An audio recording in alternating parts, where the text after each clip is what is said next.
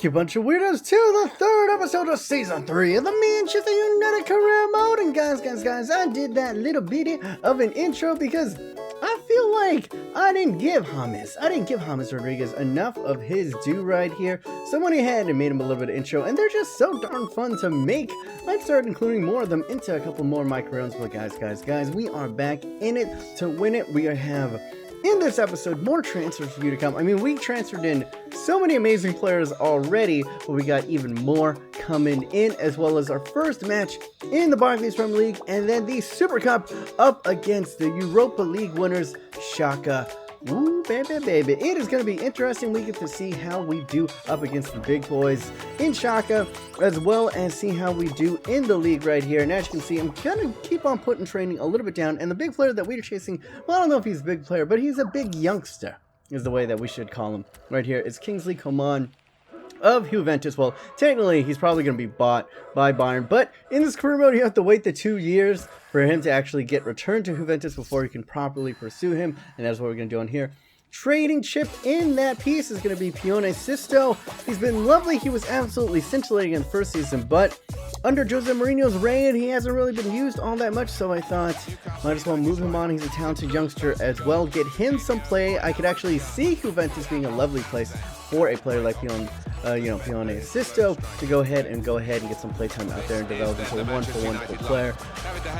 But alas, we are in it. Can you taste it? It is opening day in the no longer Barclays Premier League. Well, at least when we branded that way anymore. But this time in real life. We're starting up against Newcastle, who I'm guessing have shaved off relegation once again, or have come up back from relegation in this career mode, and now we're in it to win right there. Great little defensive work from Chris Smalling. That's what I want to say. Like, I talk a lot about how great Chris Smalling is, but sometimes I don't really show it, so I wanted to give it to you right there before the man in the intro gets his opening goal for Manchester United. James Rodriguez. And guys, did you watch? Go back. Right here, go ahead, click back to the start of this episode and watch some of the highlights, man. When I was just watching those, it is just scintillating. Just one of those goals could make you a legend forever, and James seems to just be scoring them, maybe not on the regular, but quite frequently, and not the flashiest of goals right here. I'm not saying by any standards, but that is why I had to go out and get him. A lot of you guys were like, hey man, you don't need James. He's over. Like your midfield's already absolutely scintillating, like Ronaldo was there, pouncing on him. Sloppy play from Newcastle for most of this match, indeed. And now Lionel Messi going a little stop and starting, linking up with Martial. And he gets taken away right before halftime. But what I'm saying is, a lot of you guys were saying, and I'm listening to you guys. I'm listening to you that, you didn't really need James because your midfield was so stacked already. And I was agreeing, that you guys do have a valid point there. But at the same time, I don't think we don't have anyone in the same caliber. It's just another level with James, you know what I'm saying? And that is why he can hit some bangers, actually. And he is left-footed, which is something that we don't really have in our midfield, I don't believe. And then he can go ahead, link up right here, and for a second time, almost going to get through, but then going to get through once again with follow-up shot, sneaks under Tim Krul, a.k.a. the Tentacool, and going ahead, stealing a little bit of Bale swag right there. Hit him with the heart and blowing the kisses. I'm already loving him, man. I'm already loving him. For you guys who said, don't bring in James Rodriguez, I apologize, but I love the player, and I love for him. I don't know, man. I'm just saying it. I had this feeling, man, that Anthony Martial was going to come to Manchester United at the start of the season. I was just like, hey, man, that kid's really good. Maybe we should bring him in.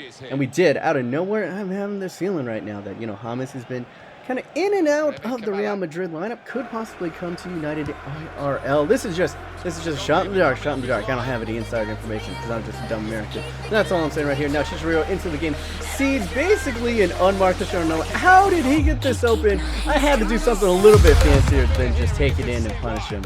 And from distance, outside of the box, finesse. Cristiano Ronaldo, CR7, the man who's going to retire at the end of the season, showing classic. Oh, that is a vintage goal if you're ever going to see one, man. I mean, he's got, I don't even know, this probably is not even making his top 10 of his highlight reel, I was about to say, but any other player besides like him and like Messi, that's making their top 10 reel right there. Absolutely bombastic from distance. And with that, 10 minutes left in the match, I could afford to go ahead, but sub out Lionel Messi, get him rested up for a couple matches to go. I was sitting on sky high. I was sitting pretty. I was like, man, we're gonna breeze this league. We're gonna absolutely bust this lead. And then Jose Perez goes ahead, cuts in, and that's what happens, man. When you lose concentration, when you just slack off for about a split second in FIFA or in real life football, this is what can happen, man. They go ahead, streak in. He wanted it more. Where was Sergio Ramos? You're an 88 rated center back. I would have hoped that your position would be a little bit better right there, but it is only a consolation goal for Newcastle right there. We're going to take all 3 points. 3 goals, 2 for the new man, James Rodriguez. And look at this. A closer game than you would expect. Newcastle had the lion's share of possession, 4 shots on targets. We both had the same shots on target. We had a little bit more with our total shots, and we got 3 goals. We're a lot more clinical. 2 of them coming from, of course, my boy, the Colombian assassin, James Rodriguez, the baby-faced assassin, as I shall go ahead and call him. And there you go. Contract offer is going to need to be worked out, but we've agreed to terms with Juventus, and now we're going to see how much moolah that the king demands. What is the king's ransom, if you will? Sorry, I'm choking on my own bad pun right there.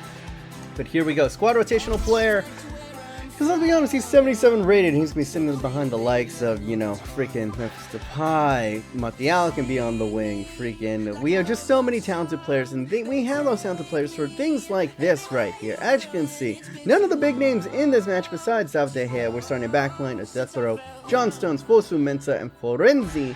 Now with Gundogan, Herrera, and of course my boy Rashford up front with Xherdan Shaqiri, as well as Memphis Depay. I think I already called it the Memphis Depay. And this is basically our second team. And this is what I'm saying, man. This is why I've been working up all these years, is so that we could take on matches like this. When your first team isn't rested, you can go ahead, you bring in your second teamers, and they're almost as good. Well, I don't know if they're ever going to be almost as good as them. But there we go. Renato Sanchez, the sensation from episode 1, getting back in there, seeing if he can bang in a couple of absolutely lightning bolts, as he did in that first episode right here, giving him a start. Show the gaffer what you can do. Schalke, of course, starting a very, very strong lineup.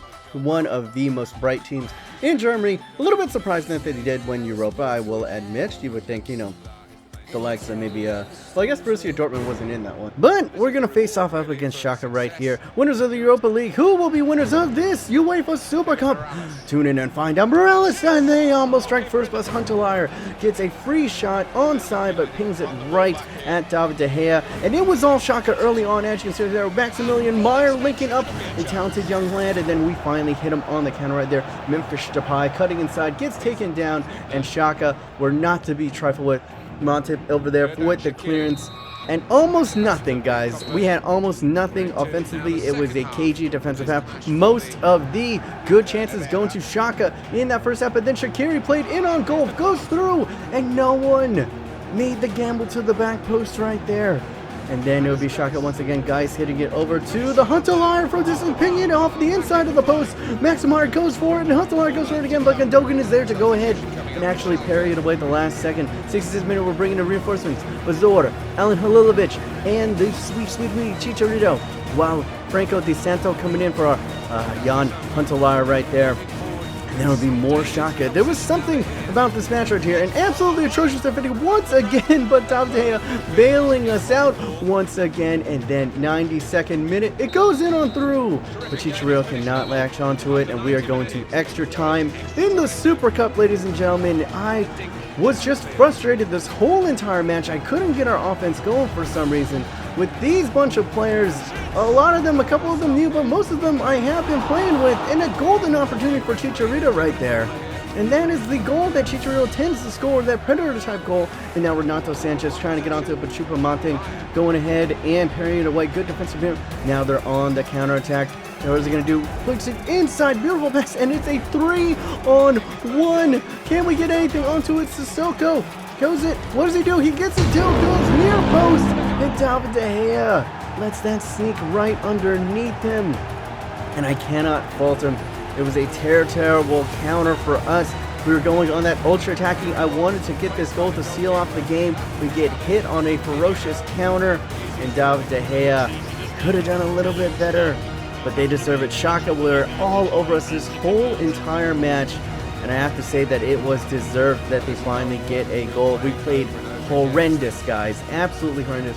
We brought in all these big name players, but none of them are playing in this game. I took Xhaka, I admit now, way too lightly. I underestimated them. I thought that this caliber of players could go ahead and do it, but I just don't have the chemistry with these new players just quite yet. And none of the superstars out there, maybe I'm too used to playing with the big ones, but now can we get something going right here? Can we catalyze it? Javier Hernandez cuts inside, takes the shot. Going back to basics, man. Just going back to basics. One touch. Poacher-esque turn and shoot, and that is what Javier Hernandez and that 93 finishing will do to you, baby. The Sweet Pea has returned to Manchester United, rocking the number 30. Maybe we should give him back his number 14. Leave it in the comments below what number we should be given Javier Hernandez, and absolutely a blaster past the keeper of Xhaka 04 right there, and we are right back in it. Game on, tied in extra time. And it was him. It had to be him, the Sweet Pea, the man, the super sub himself, Javier Hernandez, going ahead and getting himself his first goal back for Manchester United, and it's good to see him back on the scoreboard. But Manchester United, I must say. But there we go. That would be the end of the first half of extra time. Could we be going into penalties? After that, it was back to same old. I couldn't get most of our attacks going. This would be our best right here. Memphis Depay going ahead, cutting inside, giving it back. What does he do? Does a little bit of a spin, cuts inside, and a tepid shot. The most marshmallow shots at Farmon right there. And then in the 120th minute, this happens right here. They're leading up. Kind of innocuous attack right here. Maximilian Meyer goes ahead, holds it up, a flippant pass to the middle. A simple over-the-top ball. And where was our defenders? Where were our two center backs? I'm guessing I pushed too high once again. This is what came back to bite me in the Champions League. I pushed too high with Sean Stones. There's no center back in that. Jethro Williams has to slot inside.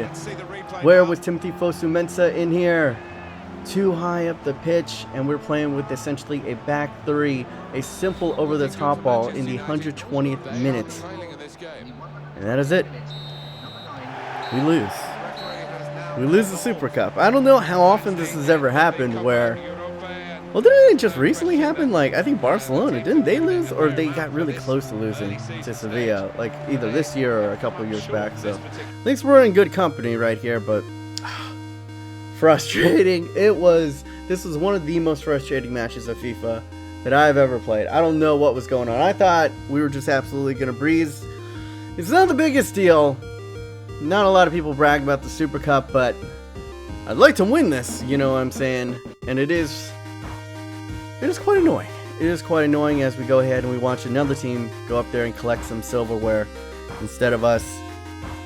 But this is a good message, man. This is a good message. Maybe I've been talking all this talk about we're going to breeze the league, we're going to breeze everything, we're going to get a back-to-back treble, and this is an eye-opener. Our second team right now isn't good enough. It hasn't gelled quite together yet, and maybe we have to go ahead and make a couple signings to shore up the depth so that when we have to play these types of matches, we have the quality to go ahead and beat the likes of a team like Xhaka, which honestly I think we do, but we didn't play our best ball today. We did not play our best ball today. I guarantee that this will be a wake-up call for us, and we'll go ahead and play better. I promise. Jose Mourinho promises. We're going to go ahead. And Xhaka, you better watch that booty, because we find you in some league, we find you in some European competition, we come for that ass. Anyway, hopefully you guys did enjoy this episode of the lovely Manchester United career mode. Sad to go out like this for this episode, but what are you going to do? We just got to keep on striving, got to keep on trying to get better. My name's B-. Hopefully you guys are having a wonderful day. Remember, stay yourself, stay humble, be weird.